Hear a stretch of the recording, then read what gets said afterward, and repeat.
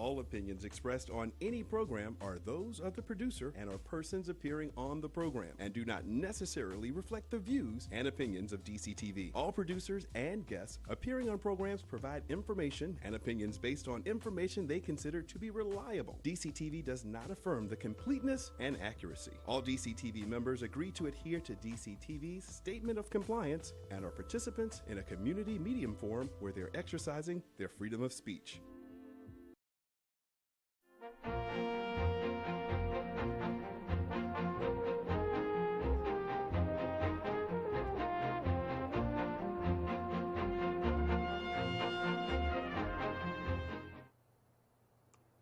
Good evening. I'm your host, Karen Udis. This show is a series that has been coming to you from DCTV since 2015 in a weekly program called the Network of Global Corporate Control. Today's program is pre-recorded and is called Soli Deo Gloria, which is Latin for Glory to God Alone. Thank you to DCTV, to Carmen Stanley, Project Director, to Maurice Jackson, Studio Director, and to Cruchet Starnes, Audio and Prompter. Johann Sebastian Bach wrote Soli Deo Gloria on every piece of music he composed. Let's begin with Bach, and there's going to be a short excerpt.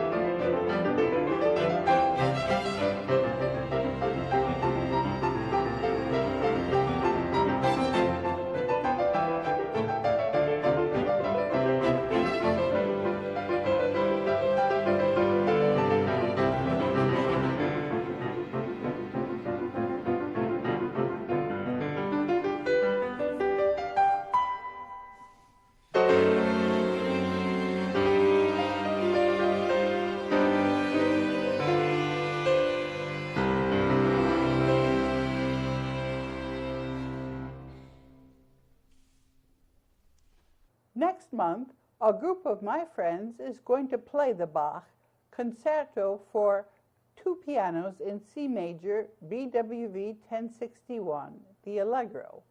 We've started rehearsing it. Some of these friends visited me when I was locked up in the hospital last month, and at the time, I didn't know whether I was going to get out.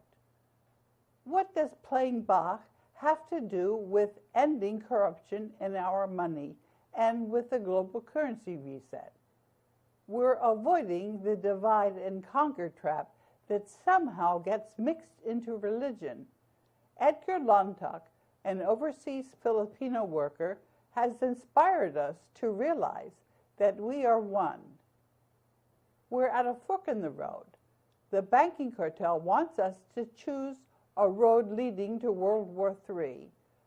We're going to take the other road to peace. The way to peace is by getting rid of the corruption in the world's paper money.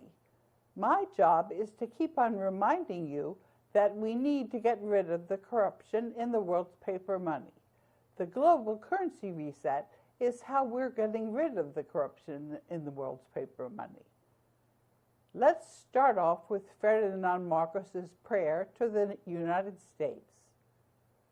For I know that as I have said in many a speech before my own people and before the world, fate and destiny have decreed that the United States of America be the trustee of modern civilization against the threat of a possible second dark ages. And America cannot fail. Therefore, we, the Filipino people, come and bring to you a prayer. God in his divine providence may grant you guidance and strengthen both your heart and hand, so that hand may be strong on the lever of power and save our humanity. If America fails, then the world is lost. Ferdinand Marcos is involved because he was José Rizal's lawyer. José Rizal was a national hero in the Philippines who rose to the rank of Superior General of the Society of Jesus, the Jesuits. That is how come José Rizal and Ferdinand Marcos established the World Bank and the International Monetary Fund for the deposit of the wealth of the world. All of the world's monetary gold, gemstones, artworks, bonds worth $2 quadrillion owed by the central bankers were deposited at the World Bank and IMF in a trust called the Global Debt Facility at the end of World War II. The Global Debt Facility, these are fancy words for the trust that is now harnessed in a peaceful transition called the Global Currency Reset. You can read more about José Rizal, and I've given you a link in the teleprompter. And I've also given you correspondence from jail with Edgar Lontoc, the overseas Filipino worker. And it's very good with what he wrote. And he also sent me another letter, which I also put in the end of the teleprompter, confirming the world's wealth in the Global Debt Facility and the Global Currency Reset to end the black nobility's reign of corruption. And I was mentioning last week about Gerald Celente. He doesn't want to get involved in the Global Currency Reset. If you're not part of the solution, then you're part of the problem.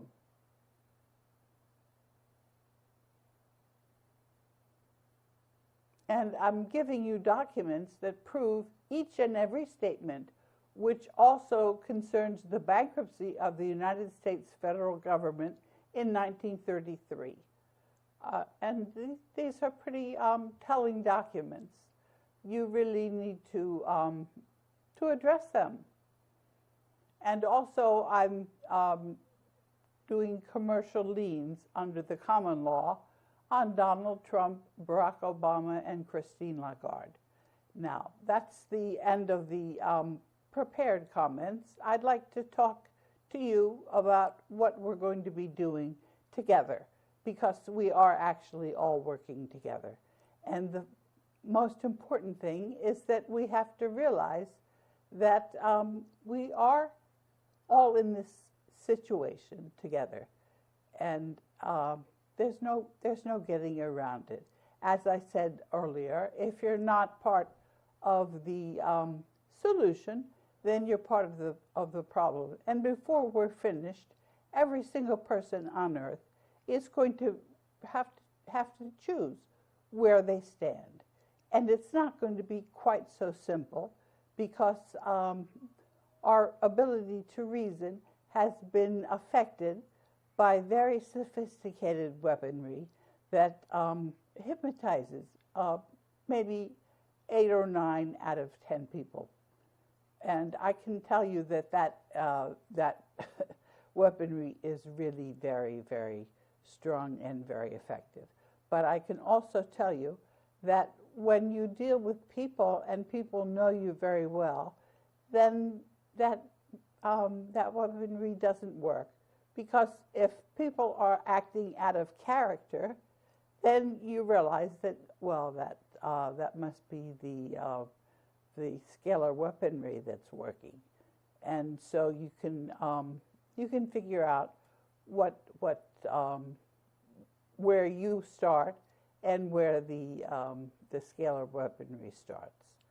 So I also wanted to talk to you about it's called the power transition model, which is a very sophisticated and accurate software that came to me at the World Bank from the Department of Defense. It was developed by a political scientist named Jacek Kugler. And what this does is it accurately predicts how coalitions will form. You go to country experts. It's not like artificial intelligence. It's just a model. So you ask somebody what a problem is, who's involved in the problem, how powerful they are, and how important that problem is to them. And once you know those things, you crunch the numbers, and you can very accurately tell where the coalitions form. And so one of the very powerful coalitions that has already formed is Japan. Japan does not want to have to surrender unilaterally to China. They want the defense treaty with the United States to be valid. And the only way that that defense treaty is going to be valid is if the United States money remains in the global debt facility, which is where it is. Paper currency is going to fail. And the many people will no longer accept the Federal Reserve notes. That's not the international reserve currency anymore. So that's what we know. We know that we're in a very large shift, and the currency of the United States is, as I've mentioned, and as Ferdinand Marcos understood, it's the world's monetary gold. And so we're going to be, we know that gold is available to our military to keep the United States standing strong and maintaining its defense. It's, I've also written to Germany about, the United States also has defense treaties with Germany, and Germany doesn't want to surrender unilaterally either. So that's how we know that we're going to be availing ourselves of this gold. Exactly when, I can't answer that. You know that I've been writing to the World Bank, and the Secretariat is, it's not behaving the way it's supposed to. The Secretariat does not run the World Bank. It's the Board of Governors. And as I've mentioned, I vote the shares of the United States in the Board of Governors. So you know that it's only a matter of time, but people have got to understand where we are, and it's taking quite some time because people do get confused, and many of this information, much of this information, is just something that you've got to work to understand. I try very hard, actually, to make this accessible and not so complicated. One of the things that makes the information so complicated is because the banking cartel is trying very hard to confuse you, and it makes, and also some of the improbable people that were trying to steal the world's resources. It gets to be very confusing. But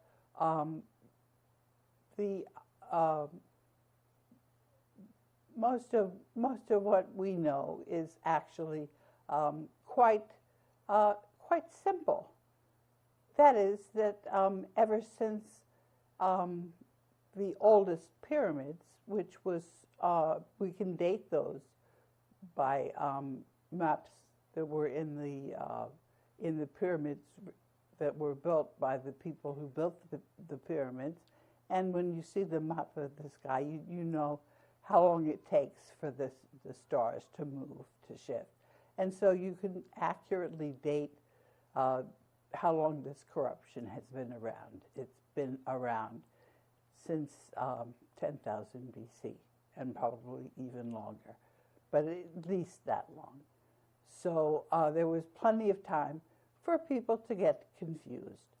But the theft was also really very straightforward. The way the bankers stole the money that belongs to all the people on Earth is that they printed paper currency and then used that paper currency to buy real assets. So that's a very simple way of stealing, isn't it? And that's what they did. So we know how they stole all of our wealth, and they're not going to continue to get away with it. And we're not going to punish them, because if we were to do that, just think about it. We need to have a peaceful transition, or there won't be any humanity at all. We'll just we'll all kill each other. So we have got to do this peacefully, and it does take time to explain this. But as I've mentioned, it's really it's quite straightforward. The way I got involved is because I was in the World Bank legal department, and the man who hired me at the time was Ibrahim Shihada, he was a lawyer from Egypt. He had been the general counsel of the OPEC, which that's the petroleum exporting countries. There were some other people in the legal department that I was working with at the time, and I guess I just kept going. And I've joined with other people, and we're all working together. And that's the whole point about it. We are all working together, and if we weren't all united and working together, it obviously would not work. So that's the long and short of it. How do you know that we're all working together? Well, you can ask questions, and I answer them all.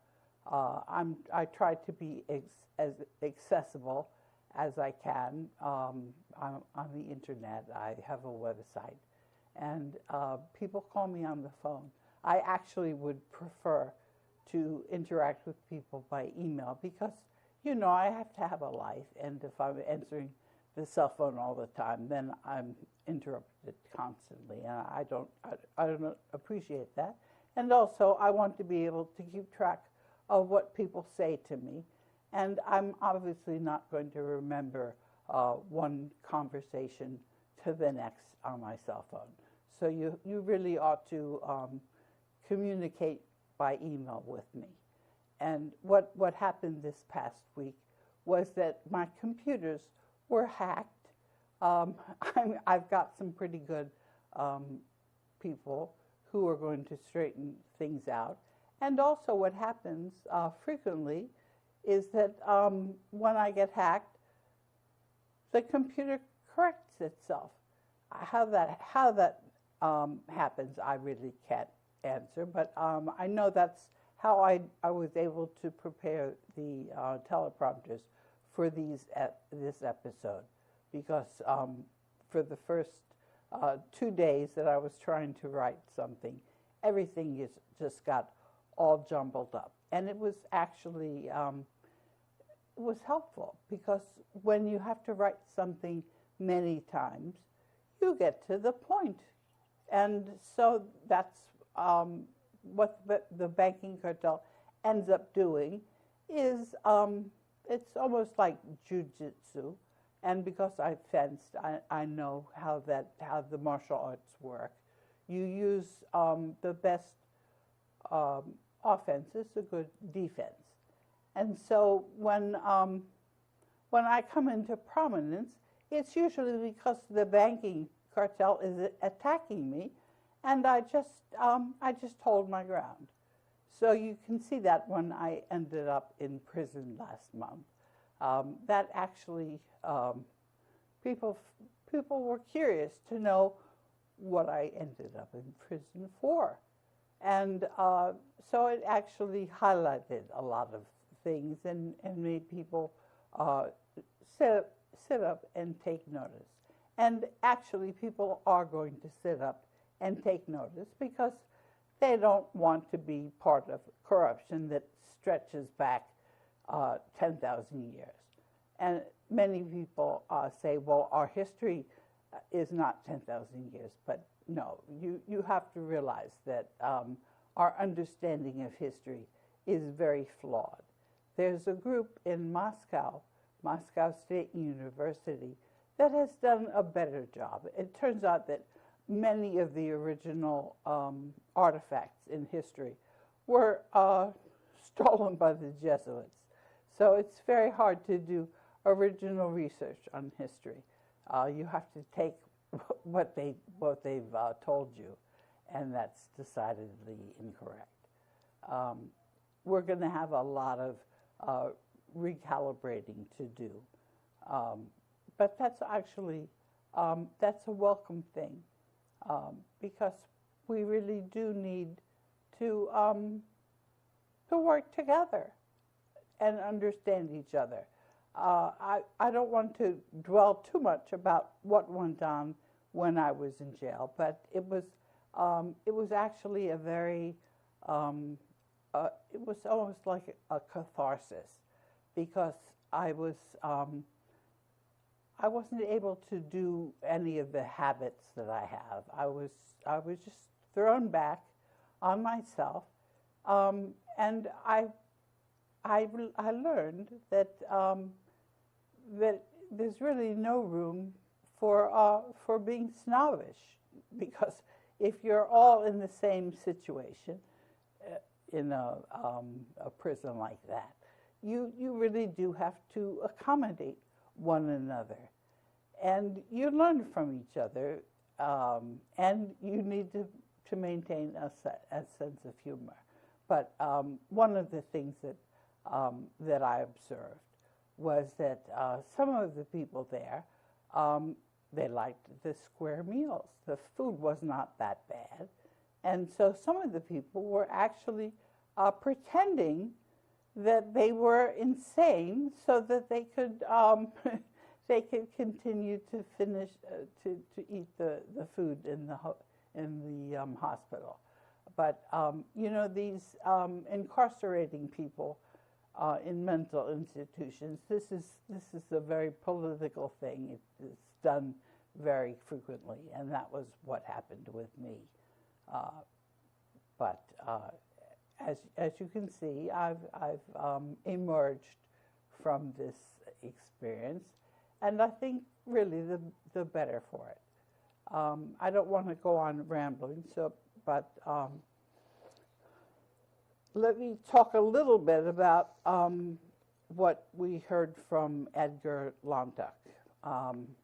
He told us very clearly what it is that José Rizal and Ferdinand Marcos had set up in the Philippines for everyone, and that is that there's a lot of wealth there, and that we're all to be part of that wealth. We're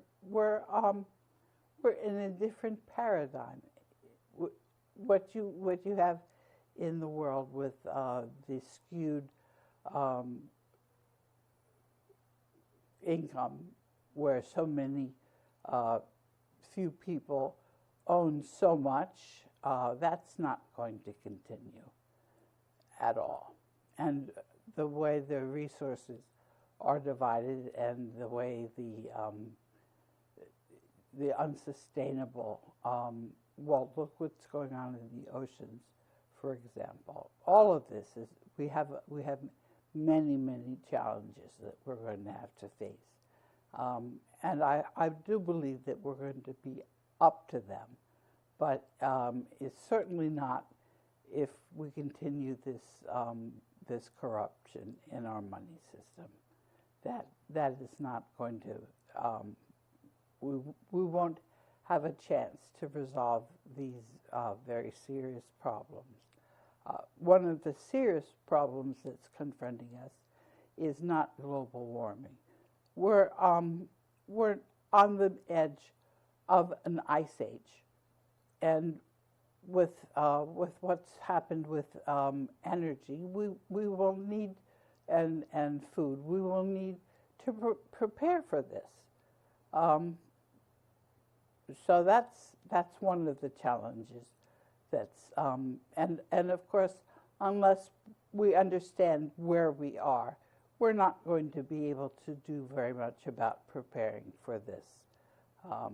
Now, I've gotten a lot of this information because as the Overseer Mandate Trustee, people come to me and share this information. But I can't be a world librarian either. We're going to have to find a better way of sharing information, which is reliable.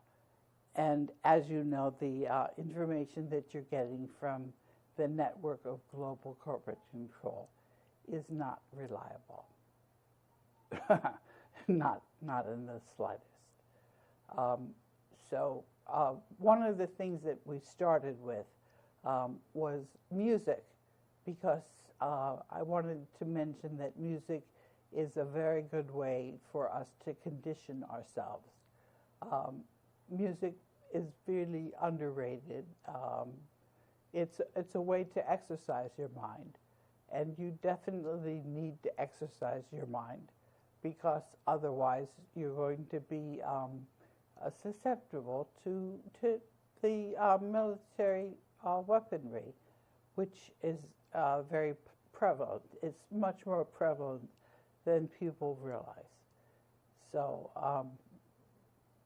this is actually all to the good as we all work through the problems and what could be bad about making music together. This is a wonderful thing. What else did I want to mention? Sorry for not being so prepared, but as I mentioned, my computer was hacked, so I was actually quite pleased that I was able to do what I did. A couple of years ago, I told you that Harry Riley said, "This little bit of buried news accounts for all the mayhem we've seen lately. The corrupted global system is in its death throes." Harry was commenting on the global currency reset. Has corruption in the world's money system confused people so badly that they don't know what's real and what's fake? Is this confusion real? And if so, will it end?